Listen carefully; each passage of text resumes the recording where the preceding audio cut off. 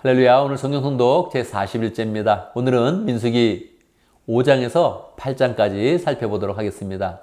민수기는 이스라엘 백성들이 가나안 땅까지 들어가는 그런 여정입니다. 가나안에 들어가면 그들은 가나안 족속과 전쟁을 해서 그들을 정복하고 하나님이 약속하신 땅을 받게 될 것입니다.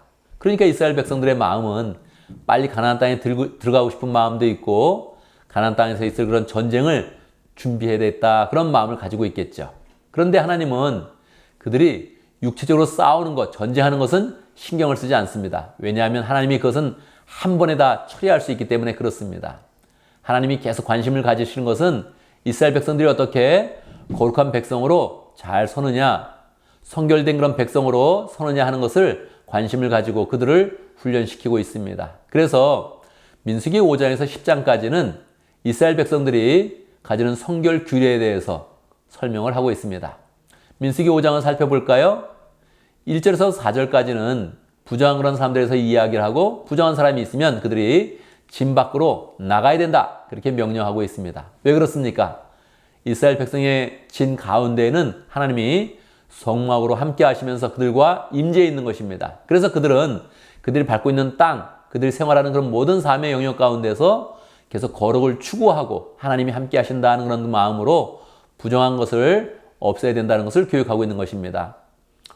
5장 후반부에는 이스라엘 사람들 가운데 여인이 간통을 했을 때 어떻게 처리하는지를 가르쳐주고 있습니다. 제사장은 그 여인을 데리고 와서 저주의 말을 하고 쓴 물을 만들어서 그 여인이 먹게 만듭니다. 그것을 먹었을 때 그 여인이 간통을 했다면 하나님은 말씀하십니다. 그 여인이 넓적다리가 붓고 배가 마르는 그런 가운데 그 여인이 죽게 될 것이다. 그러나 간통하지 않았다면 그냥 넘어가게 될 것이다, 이렇게 이야기하죠. 조금 남성 중심으로 쓴 그런 면이 있지만 하나님께서 간통하는 것을 절대 싫어하시고, 또 간통을 했을 때 하나님께 직접적으로 몸 가운데 나쁜 것이 일어나서 그 사람을 죽게 만든다 하는 것을 우리가 배워야 하겠습니다. 6장에 보면 나실인의 규례에 대해서 나옵니다. 나실인은 구별된 자, 성결된 자, 그런 뜻입니다. 나실인은 한 기간을 하나님 앞에 구별해서 하나님께 헌신할 수도 있고, 아니면 전 인생을 헌신할 수도 있습니다. 전 인생을 헌신한 사람은 사무엘, 또 삼손, 세례 요한, 이런 사람을 들 수 있죠. 일반적으로는 사람들이 기간을 정해놓고 하나님 앞에 거룩한 시간, 성별된 그런 시간들을 갖는 것입니다. 그랬을 때 그들이 어떻게 해야 될까? 세 가지를 지켜야 됩니다. 첫 번째는요, 머리에 삭도를 대지 말아야 되고, 그 다음에 포도주를 먹지 말아야 되고, 그리고 시체를 만지지 말아야 됩니다. 이것은 성별된 그런 사람은 계속적으로 하나님 앞에 헌신되는 것을 뜻하는 것입니다. 포도주를 먹지 말라는 것은 포도주를 먹으면 사람이 감정의 영향을 받으니까 이 포도주의 영향을 받는 것이 아니라 성령의 영향을 받는 사람이 되라, 그런 뜻이고요. 머리에 삭도를 대지 말라는 것은 머리 위에, 내 꼭대기 머리 위에 하나님이 계시다 하는 것을 기억하라는 것이고요. 그리고 나서 시체를 만지지 말라는 것은 영생신 하나님 앞에 시체를 만진 것은 부정한 것이니 죽음과 대비되는 영생을 추구하라, 이런 뜻을 가지고 있습니다. 나실인의 그런 소원을 마친 그런 사람은 머리를 다 밀고 회막에 가서 제물을 드리는 그런 가운데 내가 하나님 앞에 이 거룩한 그런 시간들을 잘 지켰습니다, 이렇게 고백하게 되어 있습니다. 6장의 마지막에 보면 하나님이 아론에게 백성들을 향한 그런 축복의 그런 기도문을 가르쳐 주죠. 여호와는 내게 복을 주시고 너를 지키시기를 원하며, 여호와는 그 얼굴로 내게 비추사 은혜 베푸시기를 원하며, 여호와는 그 얼굴을 내게로 향하여 드사 평강 주시기를 원하노라, 그렇게 나와 있습니다. 새 번역에서는 주님께서는 여러분에게 복을 주시고 여러분을 지키시기를 원하며, 이런 표현으로 되어져 있습니다. 이것은 목사님들이 축도를 할 때 쓸 수 있는 그런 기도문이죠. 그렇지만 최근에 와서는 성부, 성자, 성령에 대한 고린도 후서 13장 13절의 말씀을 통해서 축도를 하고 있는데, 전통적으로는 이 민수기 6장에 그런 그 말씀을 축도로 많이 사용을 했습니다. 7장에서는 족장, 즉 이스라엘의 지도자들이 하나님 앞에 바친 그런 제물에 대해서 기록하고 있습니다. 가문의 지도자들이 주님 앞에 제물을 가져와서 하나님 앞에 드렸다 표현하고 있죠. 어떤 것을 드렸을까요? 수레 6대, 황소 12마리, 그렇게 드렸는데요. 자, 그 내용들이 자꾸 하나하나 하나하나 다 자세하게 기록되어져 있습니다. 기록되어져 있어서 야, 이렇게 반복적으로 이것을 기록하나 할 정도로 굉장히 자세하게 기록하고 있죠.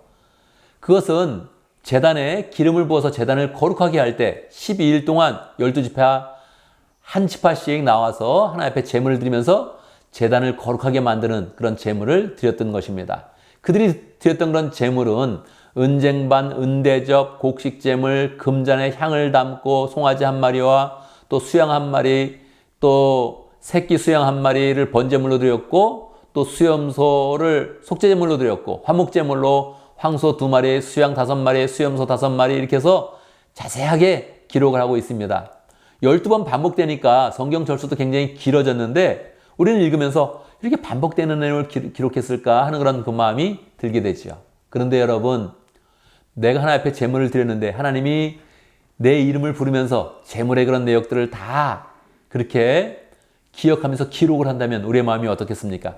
감동이 있겠죠. 그래서 하나님께서 제단을 거룩하게 하시고 우리가 드리는 제물과 헌신을 기쁘게 받으신다, 이런 마음으로 성경을 읽어가면 좋겠습니다.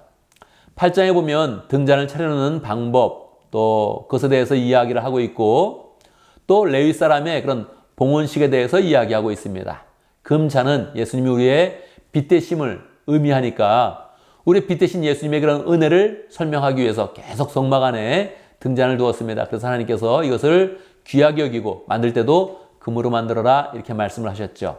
그리고 레위 사람의 그런 봉헌식, 레위 사람들은 25살에서 50세까지 그렇게 하나님 앞에 그 인생을 드리게 됩니다.